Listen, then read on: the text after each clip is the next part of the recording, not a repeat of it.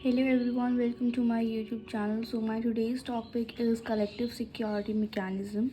So basically ये topic बहुत ज़्यादा इम्पॉर्टेंट है अगर आप BLLB third semester second year में हैं तो, क्योंकि ये एग्ज़ाम्स में आता ही आता है. Okay, let's see. Collective security is considered as one of the most important and effective method of maintenance of international peace and security. तो अगर हम इंटरनेशनल पीस एंड सिक्योरिटी की बात करें तो वो हम कलेक्टिव सिक्योरिटी से मेंटेन कर ही सकते हैं. और यहाँ पर सबसे बड़ी बात ये होती है कि सारे नेशंस कमिट करते हैं कि हम इंटरनेशनल पीस एंड सिक्योरिटी लेकर आएंगे. और अगर सिर्फ एक ही नेशन थ्रेट में होता है तो ऐसा नहीं है कि वो नेशन सिर्फ अपने लड़ता है. कलेक्टिव मैकेनिज्म है, इसका मतलब सारे नेशन उसके लिए लड़ते हैं. अब बेसिकली इसमें दो चीज़ें बनी थी, charter of league in 1919 and charter of United states in 1945. तो चार्टर ऑफ लीग तो ज़्यादा टाइम तक नहीं चले थे, पर जो 1945 में चार्टर ऑफ यूनाइटेड स्टेट्स बना था वो आज तक अपना रोल प्ले कर रहा है. ओके, सो एक बहुत इंपॉर्टेंट डेफिनेशन हमारी आती है according to Palmer and Perkins. Collective security clearly implies collective measures for dealing with threats to peace. तो बेसिकली क्या होता है, कलेक्टिव सिक्योरिटी क्लियरली ये इम्प्लाई करती है कि हम डील करते हैं थ्रेट्स टू पीस तक के लिए.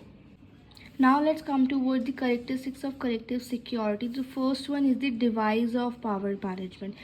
अब बेसिकली कलेक्टिव सिक्योरिटी का ऑब्जेक्टिव यही है कि हमें मेंटेनेंस करनी है किसकी, इंटरनेशनल पीस एंड सिक्योरिटी की. तो ये ऑब्वियसली पावर मैनेजमेंट का डिवाइस होगा, right? Because collective security is a device of power management for maintenance of international peace and security. Second one is maintenance of peace is the collective responsibility of all the nations. जैसे कि हमने उसके ऊपर definition में ही पढ़ा कि अगर एक नेशन का कोई भी थ्रेट होता है तो ऐसा नहीं है कि वो सिर्फ अपने लड़ती है, बल्कि सारे के सारे नेशंस उसके लिए फाइट करते हैं. Third one is security of our nation is connected to international security. Means according to the principle of collective security, the security of single nation is connected to the international security. So in case a nation is attacked by other nation, it directly or indirectly affects all the nations.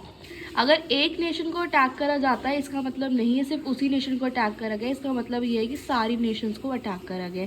Right to self defence. The principle of collective security recognises the right to self defence of every nation and it justifies any action taken in self defence.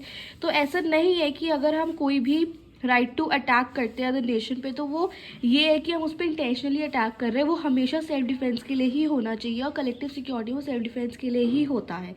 Collective security is not an alliance. Collective security is not an alliance which is made to protect the member nations of और of और self defence. तो basically collective security का इसका मतलब नहीं है कि इसमें 20 नेशंस होंगे या 30 नेशंस होंगे. इसमें बेसिकली बात ये होती है कि सारे नेशंस एक साथ मिलके आते हैं, बल्कि collective security is against the principle की कोई अलायंस है. वो ये मानते हैं कि अलायंस जो है थ्रेट होता है इंटरनेशनल पीस टू सिक्योरिटी का.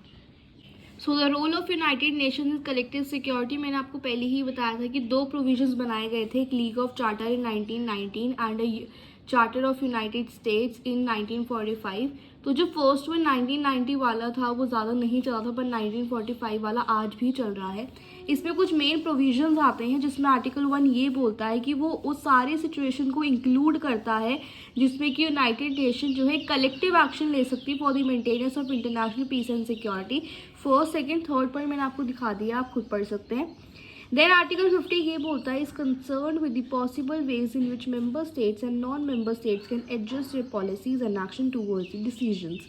एंड आर्टिकल 51 ये बोलता है impair the inherit rights of individual और collective self defence if an armed attack occurs against a member of the UN.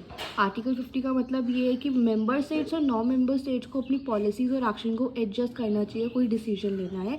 Article 51 ये बोलता है impair the inherit right of individual और collective self defence is an arm attack occurs against a member of the UN. अगर कहीं पे भी performance of collective security system under UN आता है तो इसमें हम दो एग्जांपल्स देते हैं, the Korean crisis 1950 to 53 and the Swiss canal crisis 1956. तो कोरियन क्राइसिस में बेसिकली क्या हुआ था कि कोरिया को हमने नॉर्थ कोरिया और साउथ कोरिया में डिवाइड कर दिया था एंड नॉर्थ कोरिया को सपोर्ट करा था China and USSR, whereas South Korea वो सपोर्टेड बाय USA. तो पहले तो नॉर्थ कोरिया ने इन्वेट करा था साउथ कोरिया को और नॉर्थ कोरिया बहुत ही एग्रेसिव कंट्री बन गया था. साउथ कोरिया ने किसकी हेल्प लेने की कोशिश करी, UN की, और UN ने हेल्प करते हुए सिक्योरिटी काउंसिल को ये ऑर्डर दिया कि with 16 nations who were the part of the UN arm forces to them successfully pushed back the armed forces of North Korea and China in order to prevent the South Korea from the attack.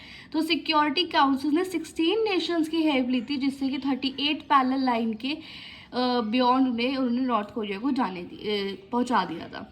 Then आते हैं Suez canal crisis 1956. Basically ये जो कनाल है ये Mediterranean C and red सी के बीच में बना हुआ है, जिसे कि इजिप्ट ने नेशनलाइज कर लिया था.